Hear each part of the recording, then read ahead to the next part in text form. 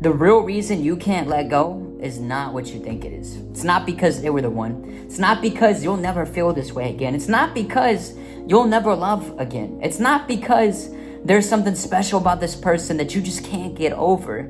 It's not what you think it is. The real reason you can't let go is because your nervous system has yet to reset from the chaos that you made a home. Hear me out. What we're going to be going into today is I'm going to be breaking this down into 5 different points. It's going to be a short and sweet video, but I'm going to be making more videos along the lines of this because I want to be able to dive a lot deeper. If y'all don't follow me on Instagram, it's Healing with Brady and TikTok. I do a real inner work and deep emotional trauma coaching with people to help them shake off the chains and the patterns that have held them hostage and what really causes them to shrink themselves so they don't keep doing it and they could truly come home to themselves, but not only themselves, but come home to the version that God wants them to be. They healed them. And that's what I do. So with these YouTube videos, I'm going to be breaking it down a lot deeper. But the real reason why you can't let go is because your nervous system has made a home in the chaos. Especially if we're being honest with ourselves. If we take a step back and we realize if this has been an ongoing thing in multiple relationships where we're shrinking ourselves to fit the needs of someone else in the name of love. But that's not love, that's attachment. This need to be able to feel chosen is so strong, and it usually stems from somewhere, which we're going to get into it. And it's so strong that you're now willing to abandon yourself. It blinds you because you attach real quickly. But the key is your nervous system has made a home in the chaos, the breadcrumbs, the emotional inconsistencies where the highs feel good, but when the lows are there, boy, is it low.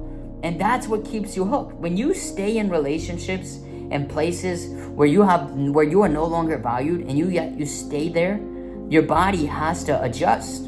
It goes into what we call survival, the survival mode, where it has to make a home in the chaos. So much so where safety comes in, it's now chaos to you because you're so used to being, mistreated. You're so used to the emotional abuse, to the verbal abuse, to the projection that you don't know anything else outside of it. In order to survive, your nervous system has to crave it. That's why sometimes when you try to escape, or maybe you've tried to go get out of the situation, you had withdrawals that brought you back. The withdrawals are a sign that things are working, that your nervous system's adjusting.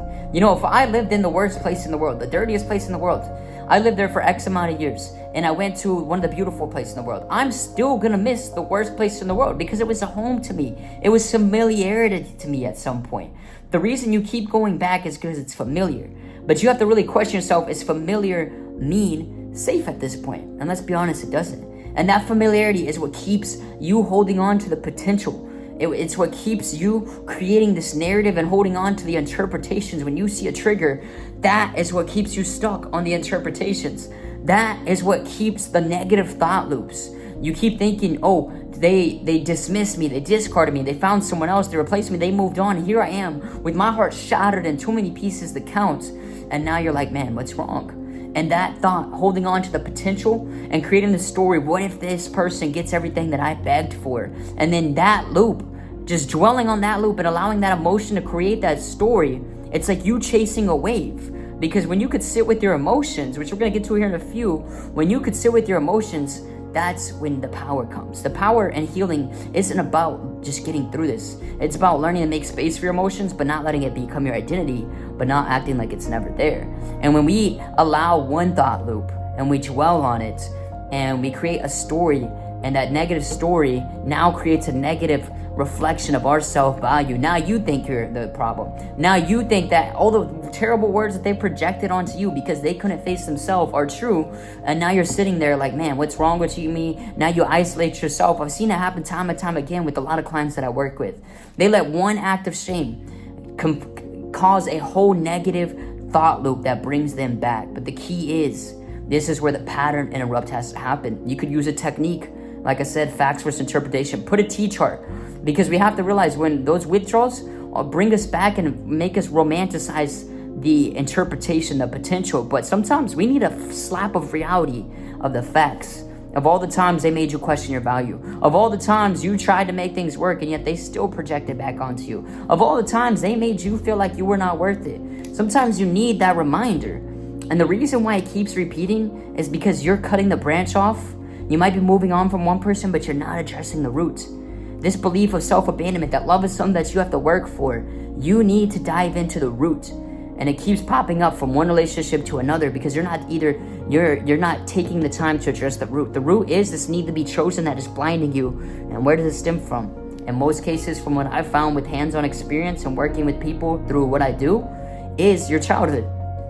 For example, you could have a situation where maybe your mother or your father was not emotionally present there for you.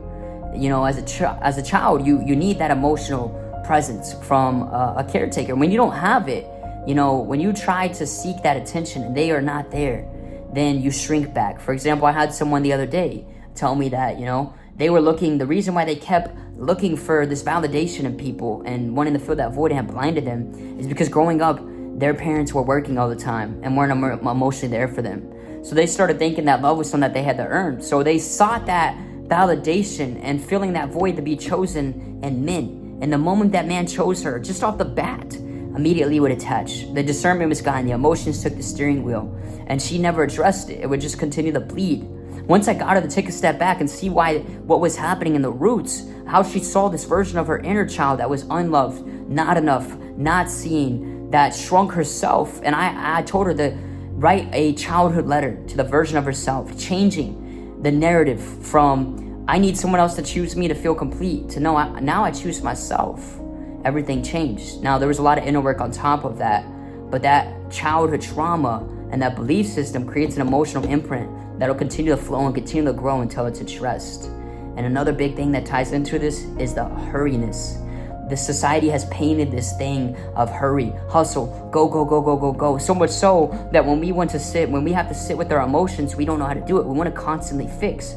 If your life is so busy that you don't have the time to sit with your emotions, that is not healing. That's emotional avoidance. That's almost just as bad as alcohol because you're not feeling anything. You're just pushing it down. And remember, what you don't feel, you never heal. And what you never heal will pop right back up in the front row.